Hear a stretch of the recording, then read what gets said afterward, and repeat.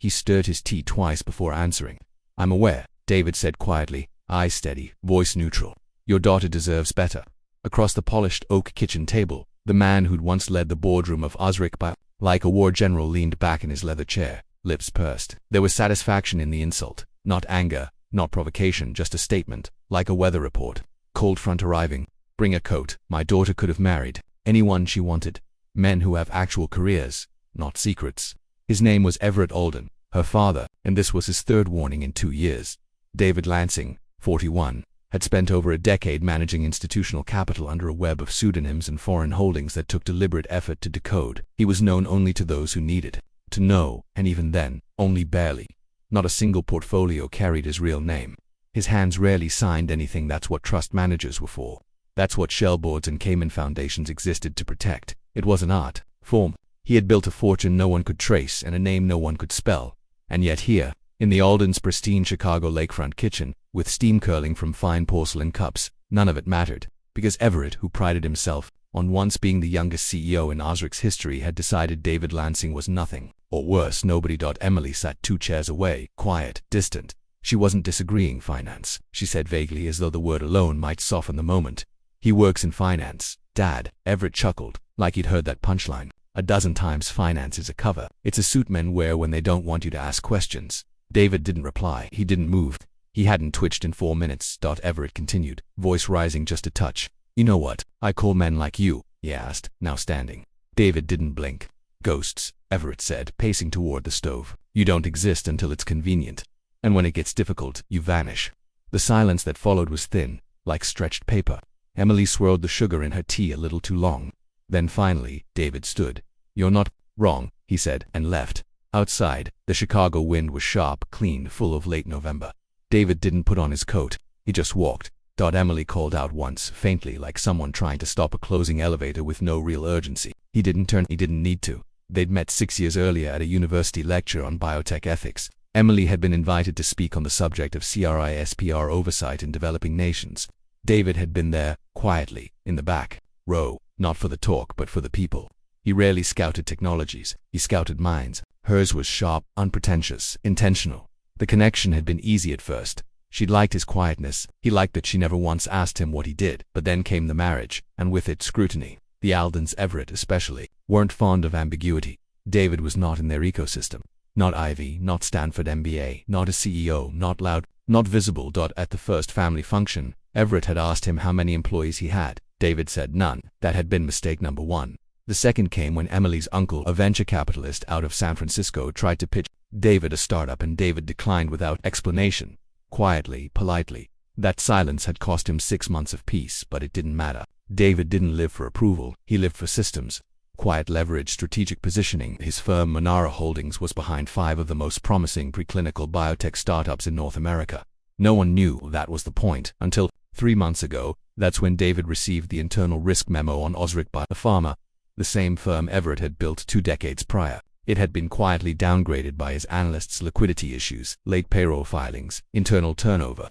The numbers weren't just bad, they were structurally decaying. David spent 3 nights reading through patents, research partnerships, and financial notes. What he found was telling. Osric had bet everything on a blood synthesis pipeline that had failed phase 1 rather than disclose it. The board had doubled down, rebranding, reframing, repitching the truth. They had 12 months at best, and ironically, David's fund was one of the few anonymous capital networks in the country willing to touch something that volatile. That was the original plan, a quiet rescue, not for Everett but for Emily, a legacy held in place, from a distance, until the kitchen conversation changed everything. Everett had revealed himself, not as a shrewd executive, not as a protective father, but as a man incapable of respecting quiet power. And Emily had let him. David didn't speak of the insult again, not to Emily, not to anyone. The next morning, he flew back to New York. He arrived at the Monera Holdings office on 53rd and Lexington before 7 a.m. No greetings, no chatter, just movement, quiet, clean, deliberate. He met with Camilla, the senior legal counsel, in his private glass-walled corner suite. "I want a freeze on all forward motion toward Osric," he said. "Hold the trust agreements, cancel escrow instructions, delay NDA countersignature." Camilla didn't ask why. She never did. "Understood," she said. "Should I notify the intermediaries?" "No," David replied. "Let them sit in silence." She nodded once and left. That was all it took. $18 million in pending structured investment paused. 3 months of quiet vetting halted. The company wouldn't know yet. They'd feel the silence before they realized what it meant. David turned toward the windows. A low cloud bank smudged the East River skyline. He sipped his black coffee. Let him squirm. Emily called that evening. She didn't mention her father. Instead, she asked if David was coming back to Chicago that weekend. Her voice was casual, almost cautious. David agreed. No edge in his tone. No mention of the insult. Not even a pause. Of course, he said, I'd like to see you. He arrived 2 nights later and brought no suitcase, just a small black duffel with a laptop and 2 shirts. The house smelled like lavender and lemon balm. Emily had always kept things calm. Dinner was quiet. How was New York? She asked. Routine, she nodded. They didn't talk about Everett, not directly, but between the sips of wine and the clatter of cutlery there was a silence so loud it rang. The next morning, while Emily showered, David sat at the kitchen counter and reviewed a private report. Osric's burn rate had accelerated. The company's chief scientific officer had resigned quietly 2 weeks prior. No press release, no public explanation. Just a line item in an internal payroll change document his firm had flagged. Then he found it a whistleblower memo. Anonymous. Sent through a third-party legal group. The contents were short. Clinical data had been overstated. A delay had been hidden from regulators. The projected revenue model was fabricated with intent to mislead. David closed the file. The expression on his face never changed. At breakfast, Emily noticed, you seem far away today. Just work, he said. Anything serious? Not yet. She looked at him for a moment longer than usual, then smiled. Small, familiar, tired. That afternoon, David returned to Manhattan. By the time his flight touched down, Camilla had already prepared 2 files, one for withdrawal, one for disclosure. David opened neither. He didn't need to. For now, silence was leverage. 2 weeks passed. Osric's board issued a vague progress update to stakeholders. David knew the language well, carefully constructed optimism, the kind that leaks desperation between the lines. He waited. On the 3rd Thursday of the month, Everett Olden reached out. The email was stiff, curt, and impersonal, sent to Monoraz's general inbox. A polite request for a conversation regarding Osric's Series B funding initiative. No mention of names, no indication that Everett knew who he was writing to, but David knew. He replied in one line. Mr. Alden will review and follow up if appropriate. No greeting, no sign-off, no name. The next day, Emily texted. Emily, Dad's trying to raise a new round, said someone anonymous, backed out last minute. Do you know anything? David stared at the message for a long time, then typed, David, I hear things, not sure who it was. Emily, he stressed, doesn't show it, but I can tell. David, maybe it's time he learns how to lose gracefully. Emily, that's not fair. David, was it fair to call me worthless? The reply came 10 minutes later. She didn't argue, just wrote, Emily, I'm sorry. It was the first time she'd said it. That weekend, Osric's interim CFO resigned. Another line item, another small crack. David sent Camilla a message, prepare summary brief, don't send, not yet. Then late Sunday evening, he received an unexpected call. It was Emily. She sounded different, less guarded, more present. He's not doing well, she said softly. David didn't ask who. I read something in the trade bulletin. Something about regulatory inquiries and delays. David said, nothing. Was that you? No, he said. Pause. But I know who it was. Emily exhaled. I don't know what's happening anymore, she whispered. Your father's finally experiencing accountability, David replied. That's all. She didn't respond right away. Then, do you think it can be fixed? No. Silence. Not even if I tried. Some things aren't yours to fix, Emily. In his office the next day, David stared at a photograph that had been taken at a black-tie biotech gala 3 years prior. Emily had been honored for her research on gene modulation. Everett had attended, had shaken hands with donors, laughed with founders, stood beside his daughter like a man who still believed his name meant something. David had been there too. In the back, off camera, invisible. Until now, the game had changed and the man no one wanted at the table was about to decide who. 8 Tuesday, 6:45 a.m. David unlocked the safe in his office, a narrow biometric panel hidden behind a matte painting. Inside, 3 slim leather binders, 1 unlabeled flash drive, and a sealed envelope marked only with the initials EA. He took out the drive and inserted it into his laptop. There, nested inside a series of encrypted folders, was the full investment profile of Osric Biopharma, legal due diligence, liability memos, IP ownership chains, internal communications, all compiled over 9 months of shadow research. David didn't need to look at it again. He'd memorized the important parts. What he did next was simple. He composed 2 emails. The first went to Monara Holdings legal team, effective immediately. Terminate all active assessments, bridge agreements, and communications regarding Osric Bio. Archive remaining files. No exceptions. The second went to a journalist at Medinvestor Weekly, under a secure alias. It contained no documents, just a tip. You might want to ask why Osric Biopharma's CFO and CSO resigned within 30 days of each other, and whether their Phase 1 data ever made it past internal validation. No need to name me, the trail will lead itself. He closed the laptop. Everett's empire was already in slow-motion collapse. All David had done was remove the scaffolding. That evening, Emily called again. This time she was crying before she said a word. Dad knows, she whispered. Knows what? You were the investor, the one who backed out. Someone at the fund forwarded a message by mistake. He saw your name. David said nothing. He's completely unraveling. The board's calling emergency meetings. There's press interest. He thinks you've ruined him. I didn't ruin him, David said. He ruined himself. You could have saved it. You wanted to save it. I saw the documents on your laptop that night. David, I know why. Her voice cracked. Why did you stop? David exhaled slowly. Because your father stood in his kitchen, looked me in the face, and said I was worthless. Because you sat next to him and didn't say a word. And because now he's about to learn what it means when invisible men decide to stop helping. Emily was silent when she spoke again. Her voice was hoarse. Do you still love me? David looked out the window. The New York skyline blinked like a patient on life support. Yes, he said, but I don't trust you. That night, MedInvestor Weekly ran a 2-paragraph teaser on their website. No names, no accusations, just breadcrumbs. Senior exit said Osric Biopharma raised questions about stalled trials and investor withdrawals. It was enough. The biotech forums picked it up by morning. By noon, 3 VC firms began internal reviews of their Osric exposure. By evening, Everett's phone stopped ringing. Emily didn't call. David didn't expect her to. The next 2 days passed without incident until Friday, when a letter arrived, hand-delivered, cream envelope, her handwriting inside one sheet of heavy paper. A note, no apology. Just this. I stood by you when I thought I understood you, but I never understood what you were protecting. I see it now. You were never trying to be invisible. You were just trying to be safe, and I let him ruin that. David read it once, then folded it and placed it inside the binder labeled EA. He didn't smile, didn't cry, didn't react. He simply locked the safe. Osric Biopharma announced restructuring on Monday. A vague letter to stakeholders described it as a temporary measure to streamline innovation strategy. But those who understood the language saw what it really was, a last-ditch maneuver to avoid collapse. 3 departments were dissolved. 41 employees were laid off. David received a message from his contact at a rival biotech firm. Everett's looking for a buyer, quietly wants out before the public fallout lands. David replied with a single period. 2 days later, Camilla entered his office holding a slim tablet. We've received a request from Everett Alden Direct. He wants a meeting. David leaned back, eyes narrowing slightly. What does he think he'll get?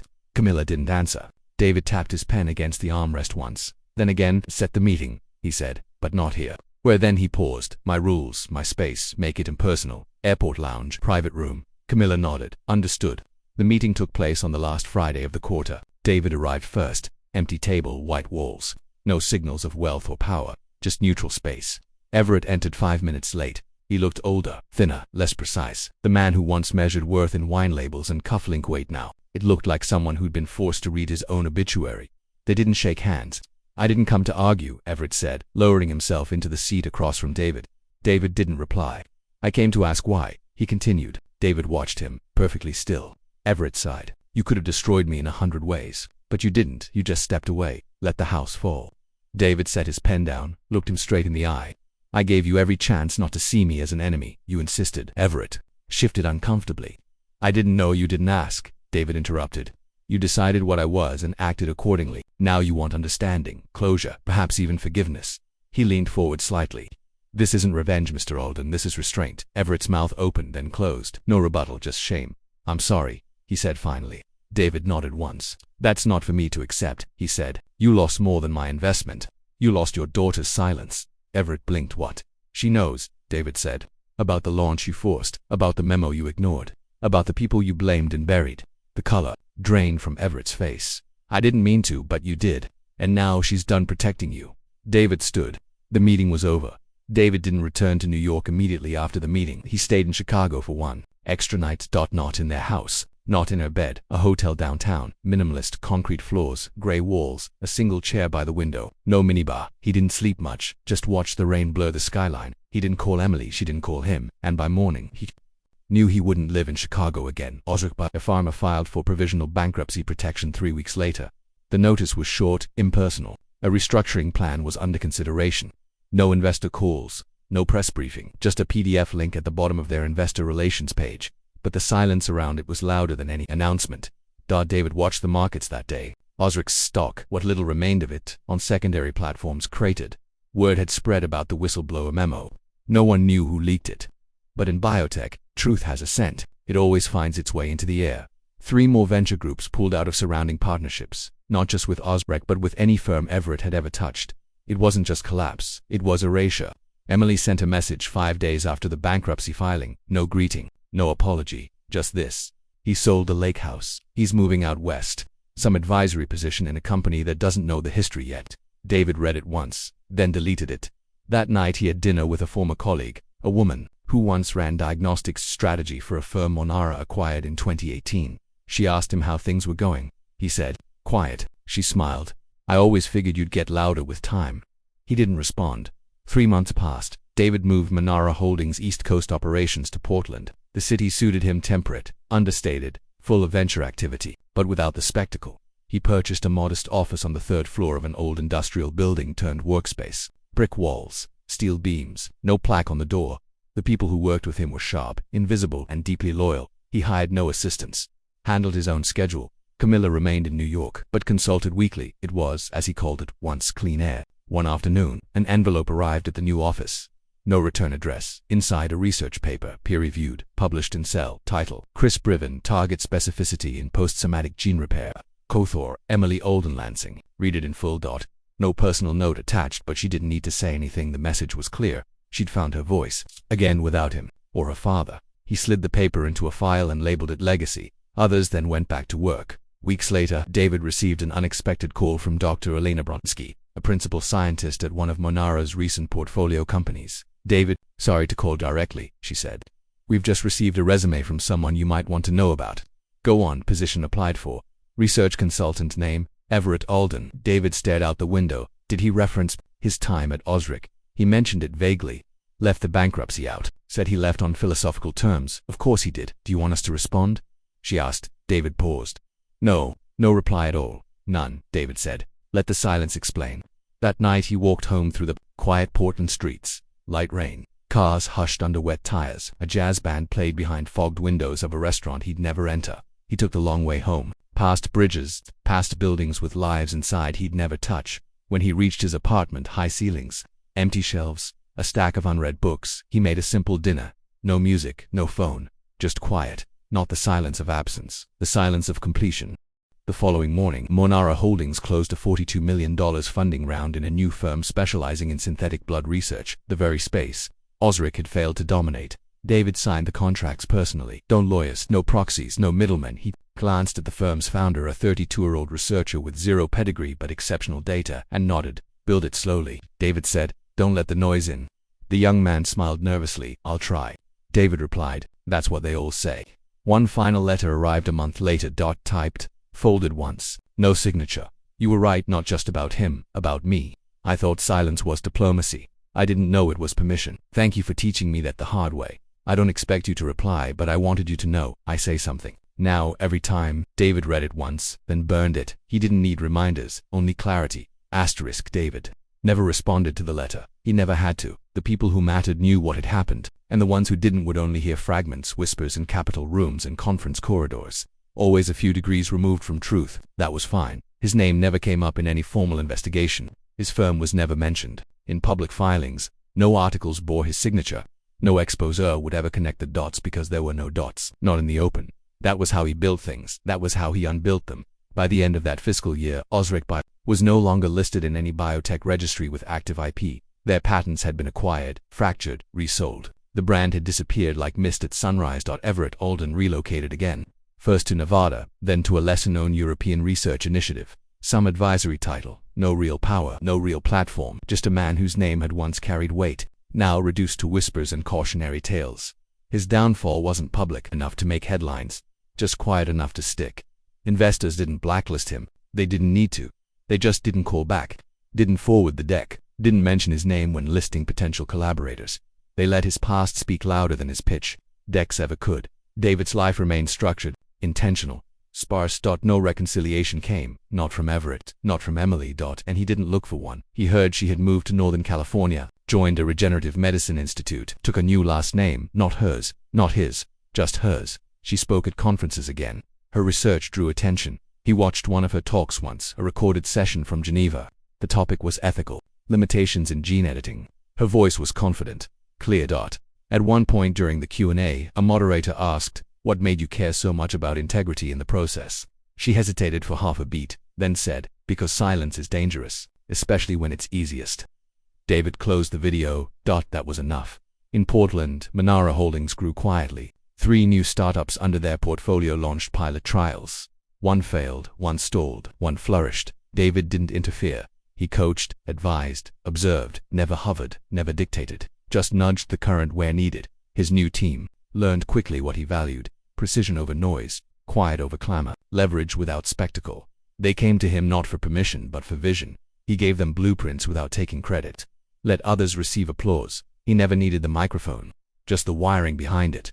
One night, at a private event in Seattle, a young founder approached him after a panel. "You're David Lansing, right?" David offered a neutral nod. The man hesitated. "Someone once told me you helped kill a company just by walking away." David raised an eyebrow. "Is that what they're saying?" "I didn't believe it." The man added quickly. "But the person said, when David Lansing pulls the plug, it means you were never worth the investment in the first place." David sipped his drink.